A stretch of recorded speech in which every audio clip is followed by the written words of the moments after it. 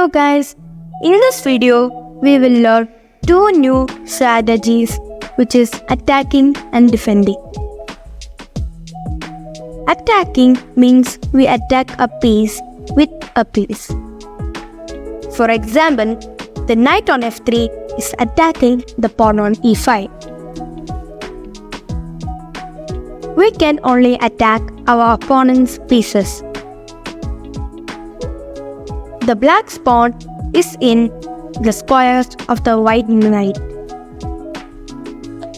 Remember, a knight can move in a L-shaped order for 4 squares. And if the black knight is here, we should not capture the pawn on e5, because the black knight is defending the pawn on e5.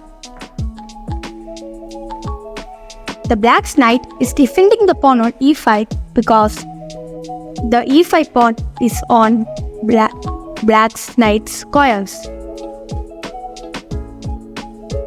And if white captures the pawn on e5, it will be bad for white, because knight into pawn e5, we win 1 point because the pawn has 1 point.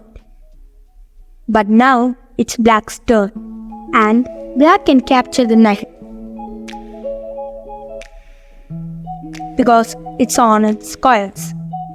Now, when black captures the white knight, black got 3 points because a knight is worth 3 points.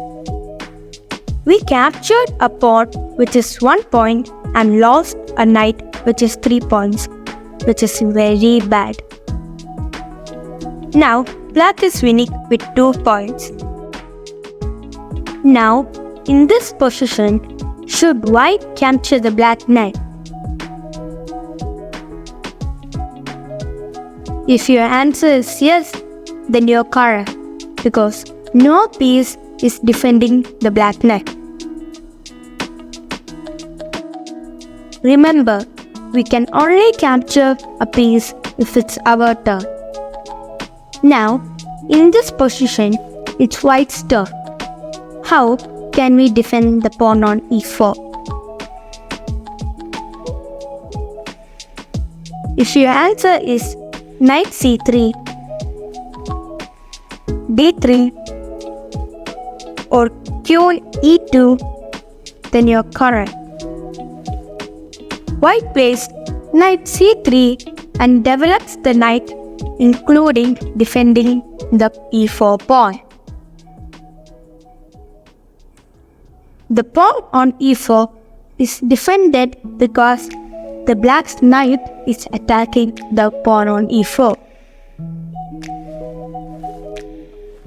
Remember, a piece is defended or attacked if the piece is on our piece's squares. For example, the pawn is on white's knight squares, so white's knight is defending the pawn on e4. And the e4 pawn is on black's knight squares, so the black's knight is attacking the pawn on e4. But black's knight cannot capture the white's pawn because white's knight is defending the pawn on e4. Thank you guys for watching. Bye.